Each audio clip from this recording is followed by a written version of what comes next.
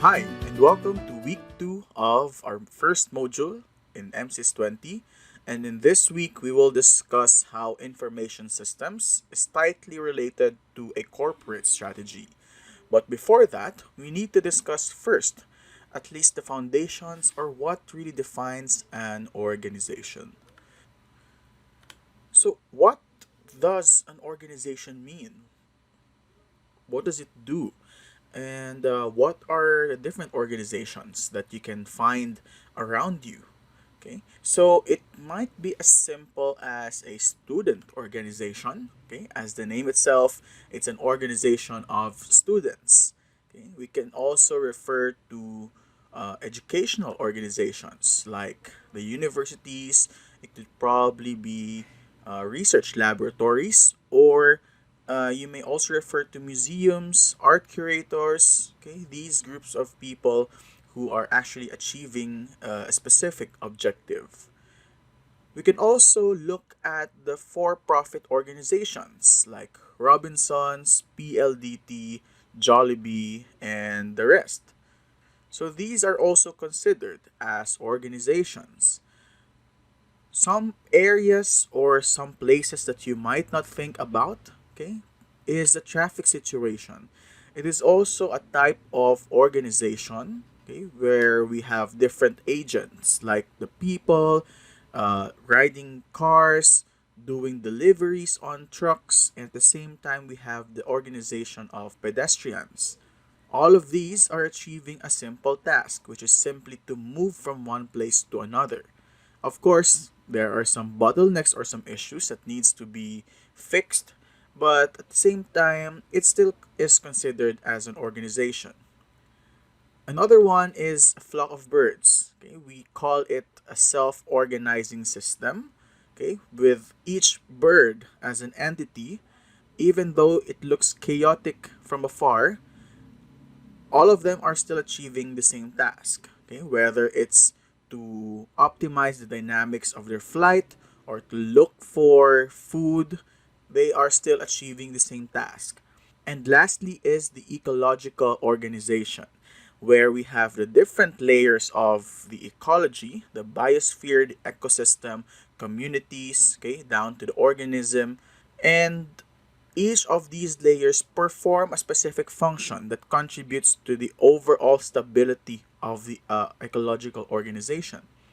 So from here, we can actually get some general definition of what organization really is.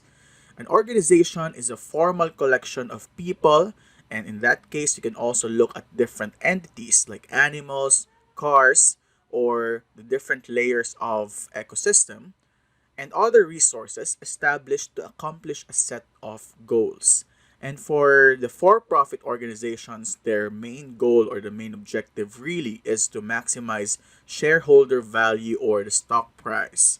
And their objective is usually defined at how the organization is structured, how uh, how they actually work as an organization from an organizational culture perspective, and also how resilient they are or how willing they are to actually adapt to change. Okay, so with all of the possible changes that can happen due to various factors, it can also shape the strategy or the overall objective of an organization.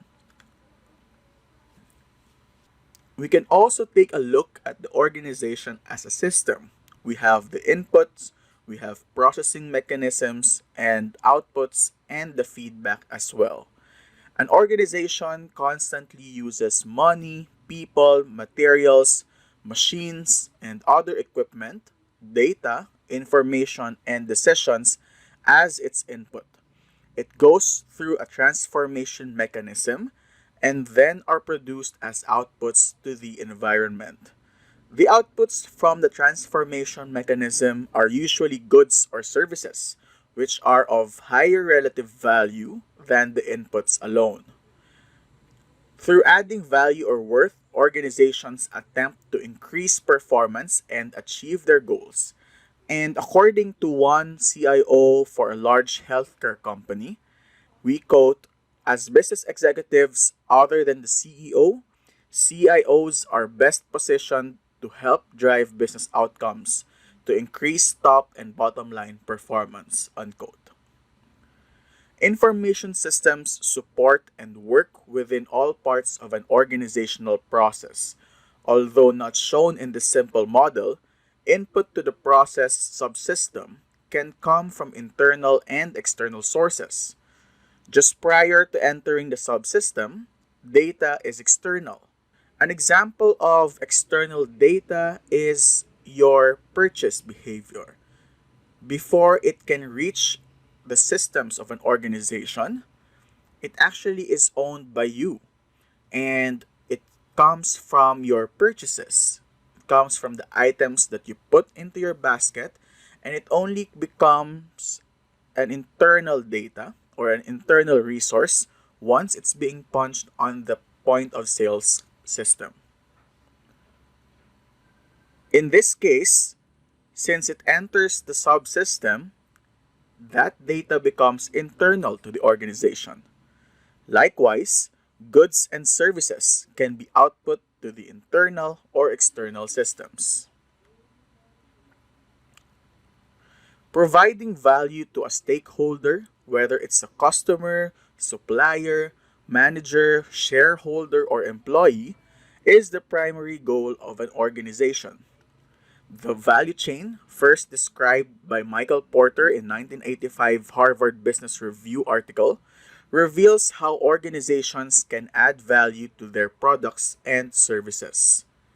It can also define the natural and logical flow of an organization's primary activities, which is composed of inbound logistics, warehouse and storage, production and manufacturing, finished product storage, outbound logistics, marketing and sales, and customer service. Now, these information systems produce snapshots or transactions at each step of the value chain, generating interesting performance metrics along the way. It is then used to monitor the performance results of key processes, and which can be a feedback to how the process is being performed or done.